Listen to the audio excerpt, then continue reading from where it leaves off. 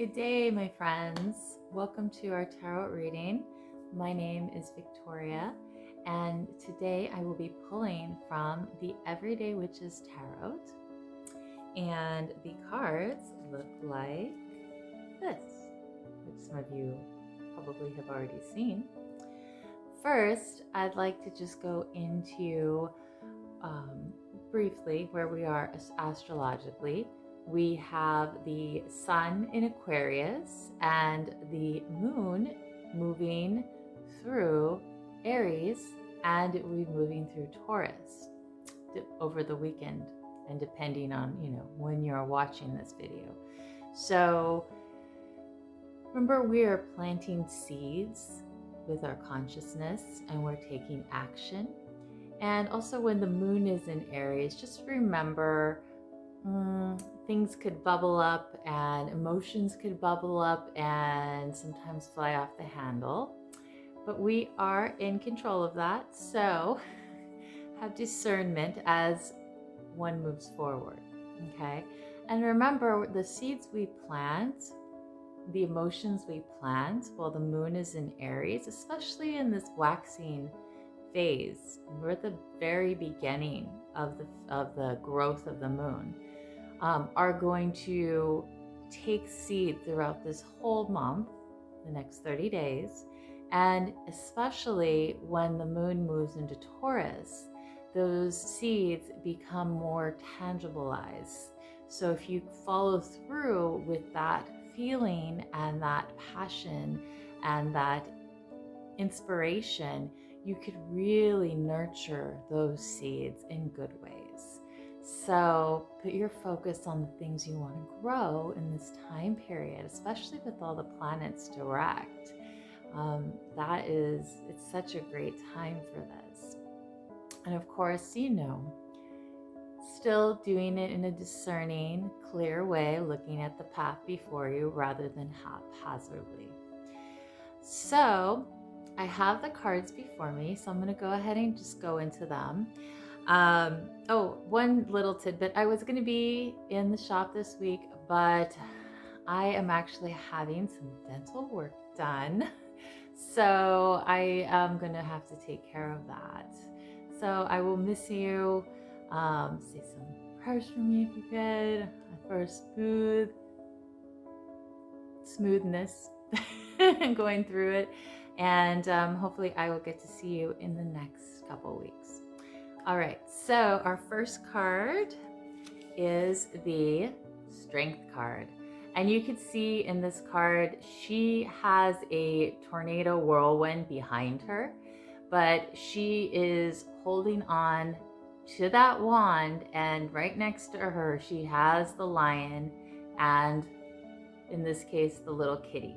So she knows what's going on around her, and she's aware of the chaos and maybe the mayhem, but she is focusing her will, and she is gathering her strength, and she is moving forward in a conscious, clear way. And she's like, I'm not gonna let that take me over. So even though there may be lots of chaos going on, lots of upheavals, keep your center clear, keep your mind focused, don't let your emotions get out of hand. Be that strength. Remember, the Strength card is one of the major arcana, so it is a spiritual force moving through the universe. And remember to call on your guardians of light, ancestors of light, celestial guides, God, Goddess, source energy to assist you as you are moving through your everyday life experiences, whether they be joys, whether they be challenges.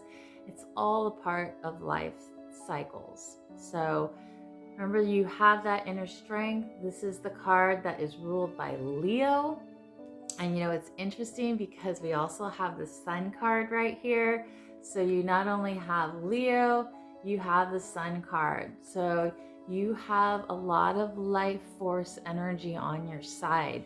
But it's so important to keep that focus right now on those things that you do want to bring in. The two major arcana cards that came up, these are the only two, and They both have to do with Leo and the sun. And there's a lot of stuff going on with our physical sun right now. So that would be interesting to kind of look into as well. Things to not get caught up in. This Eight of Swords, feeling entrapment in the mind, not allowing your mind, the negative mind, to take over, and then you feel powerless, like you're trapped in a cage and the mind has basically put you there and said there's no way out. But look, she has her tools next to her. She can take her blindfold off and she can make her way out of this cage of the mind. Remember, you are not your mind. You are the great spirit of life in a physical body. So call upon your higher presence, God, Goddess, to move through you and to really, I'm hearing, shine the gift you are as an individual in life to the best of your ability. Whatever that is, shine it. And when you shine it in your own life, lights it up, it nourishes it.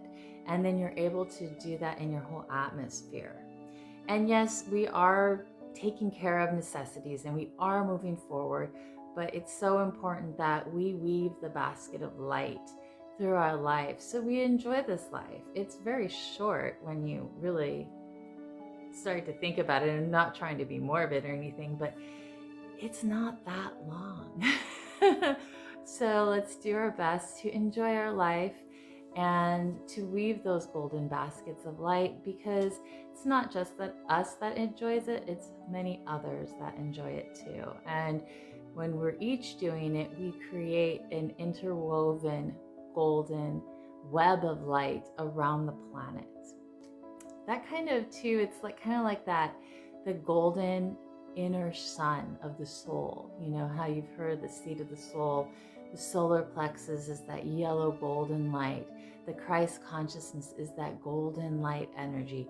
We are igniting that within us. And it's interesting too, because the sun has been having these solar flares that are like 100 times more intense than a regular solar flare.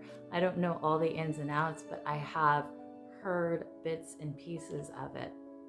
Feel free to do your own research. But I feel like these are all interweaving right now for a greater purpose. The next card is the Three of Pentacles. Remember to use the tools that you have to build your world around you. I feel like this card is going to be monumental coming into this weekend. These three witches and there's a warlock right here, are working together and taking their tools and their qualities to build a greater purpose, to focus their vision, to create a foundation. Where are you doing in this in your life? Who do you need to work with for the greater purpose of the whole, for your vision, for their vision, for the long run? What do you need to bring together? These are the elements of air, fire, earth, and the culmination of the three is the manifestation, air, fire, and water. And the culmination of the three is earth. So what are you bringing together at this time for that culmination and manifestation? And maybe it's not in this second, but it's going to be in the future. And we're kind of thinking far-reaching right now. And the seeds we're planting are far-reaching right now. It's important. And the last card is the Knight of Wands. So this is one of the fastest cards in the deck, besides the Knight of Swords. This one, you're going to want to move that energy so quick, like lightning fire. This is a very daring card, not afraid to face the foe, face the fire, face the lightning and the thunder. But at the same time, it's important to take heed. Is what you're going into going to destroy you, or is it going to fortify you? What are you standing up for and against or towards? Keep that in mind before you rush into anything.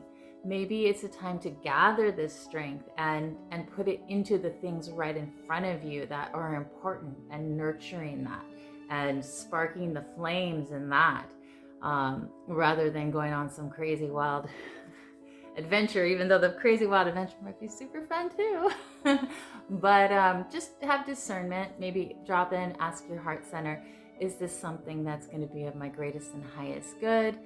And take some time to feel into it.